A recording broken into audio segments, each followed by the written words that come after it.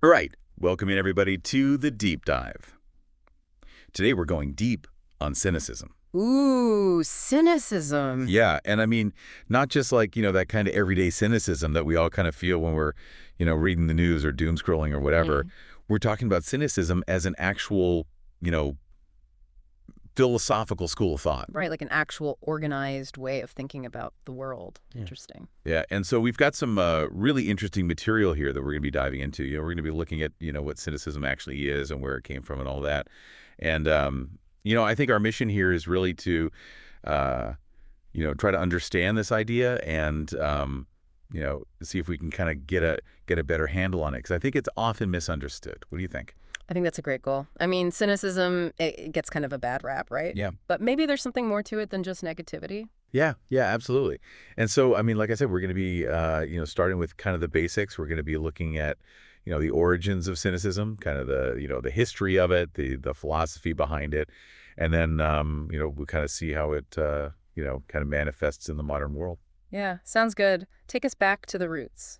All right, so let's rewind the clock all the way back to the 4th century BCE, ancient Greece. Wow. Okay, way back. This is where cynicism, really first emerged. And, the name that's most associated with cynicism is Diogenes of Sinope. Oh, yeah, I've heard of him. Wasn't he the guy who lived in a barrel? That's the one. Lived in a barrel. And, he was famous for, wandering around with a lantern in broad daylight, supposedly searching for an honest man.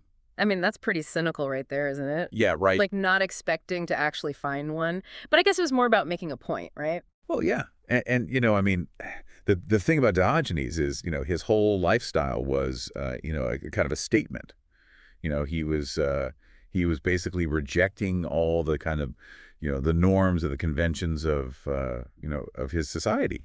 He didn't care about wealth or, possessions or status or any of that stuff. Right. So it wasn't just about being grumpy. It was about living a certain way, right? Yeah. Yeah, exactly. Yeah. And, and the cynics, they believed that, the most important thing in life was, virtue. Virtue. Yeah. Yeah. And by virtue, I mean like, moral excellence, living in accordance with nature and reason, and they believed that, that this was the key to true happiness. So it sounds like they were kind of minimalists in a way, stripping things back to the essentials.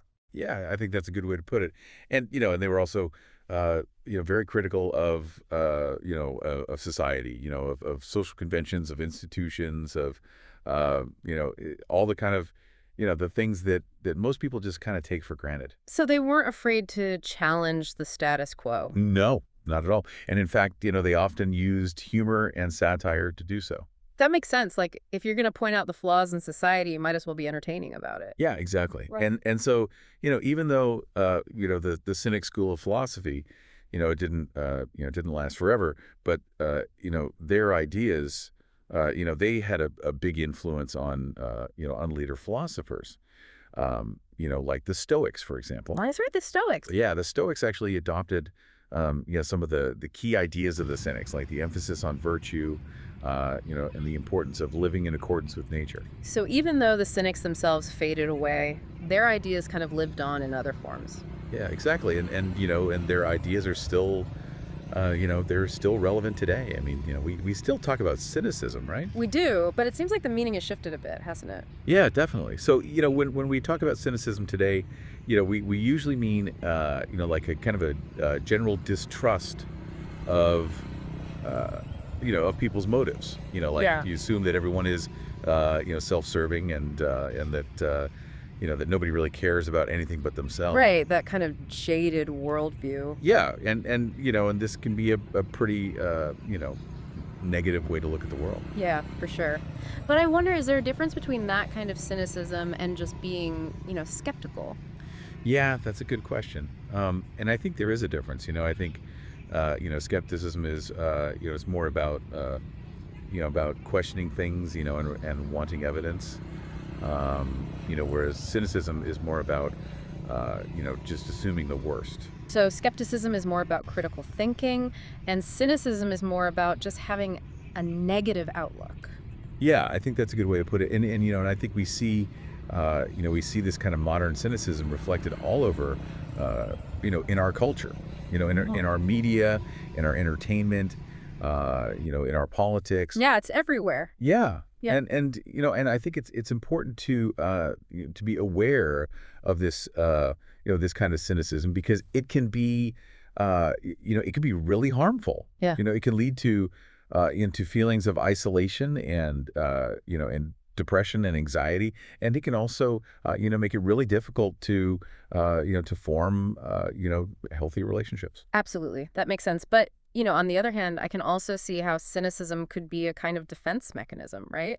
Like, if you expect the worst from people, you're less likely to be disappointed. Yeah, that's true.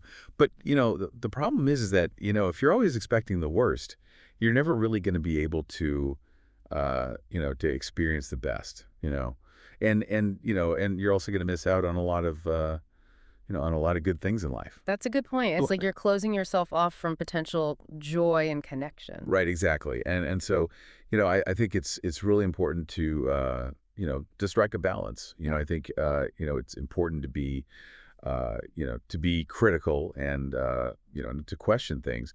But I think it's also important to be open to to new experiences and to to the possibility that that things might actually be good. Yeah. Finding that sweet spot between critical thinking and, not letting cynicism take over.